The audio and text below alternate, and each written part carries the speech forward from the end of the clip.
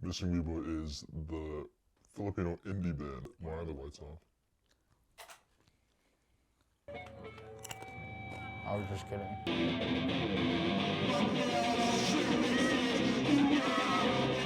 Missing Wiba is me. This is Con. Say, everybody, hello, Con. Everybody, this is Gunner. Say hello, Gunner. Size more. Gunner, size more. And my name is Mark. Mark is the performer in the group. I mean, he's the face of Missing Wiba. I first started writing music because I had a crush on this girl. So I wrote about what was most relevant to me at the time, which was liking her and cross country. So I wrote a song in the ukulele called Running Red. I would talk about it to my friends, and I would baby talk her name. It was so, oh my God. And then my friend was like, oh, look at me, oh, Lisa, weeboo. And I was like, what the ish? I think it kind of grew more from her, and then it became my music career. I was just holding my guitar at school. The dean of students at my school went, hey, do you know any AC/DC? And I was like, yeah. And he was like, okay, you're playing during lunch. And I was like, okay. Writing came naturally, so I was like, this is pretty fun to do. But then when I performed, I was like, wow. It was just so sick. Everyone was watching me. That was the best thing that's ever happened to me.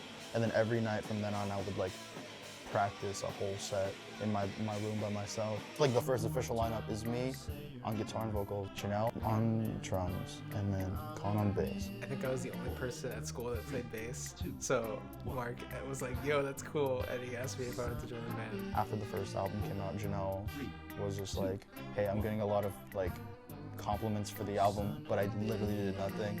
So I'm just gonna leave. And I was like, okay. I called my friend Lauren, because she plays guitar, and I needed another guitarist. And my friend Gunner was like, I can try and learn that for you. And I was like, okay. So then we met up, we performed My Love live, one take, the first time we've ever practiced. I was like, oh my goodness. What am I gonna do about Lauren? I was freaking out. And then Lauren calls me and she's like, hey, so I just broke my wrist. Oh my God, no. Boop.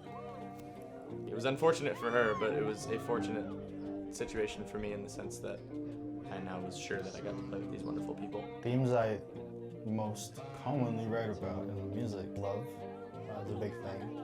My friends, insecurity. It's just the idea of you're so beautiful and I'm so ugly. How is this gonna look?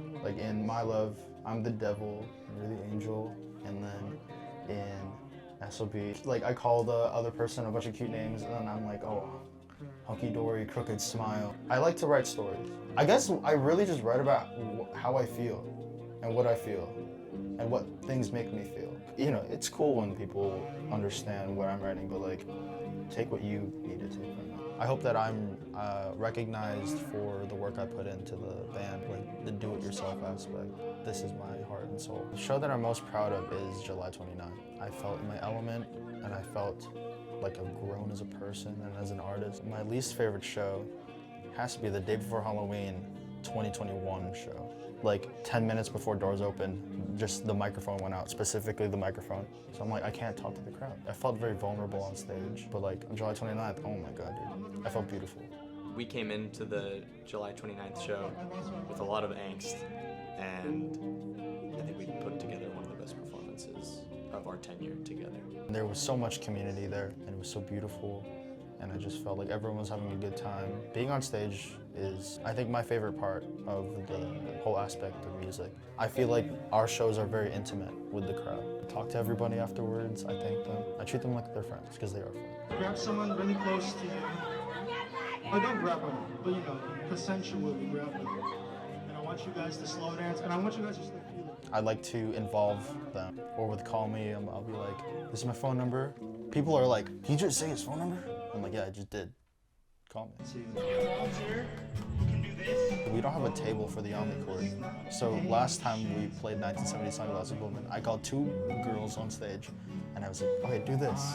And then they were my table. I think the goal is just to be accessible. People can come, and I want to show them my person, and I hope that they share that to everyone else. I hope they tell their friends. I hope you tell your friends. Tell your friends. See you next time.